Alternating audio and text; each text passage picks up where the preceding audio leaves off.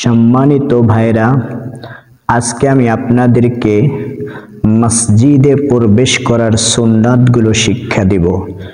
যদি আপনারা আমার চ্যানেলে নতুন হয়ে থাকেন তাহলে অবশ্যই আমার চ্যানেলটাকে আপনারা সাবস্ক্রাইব করে দিবেন। মসজিদে প্রবেশের সময় সুন্নাত তরিকায় প্রবেশ করা, এক্ষেত্রে 5টি সুন্নাত রহিয়াছে। 1 নাম্বার বিসমিল্লাহ পড়া, 2 নাম্বার দুরূদ শরীফ পড়া, 3 নাম্বার দোয়া পড়া।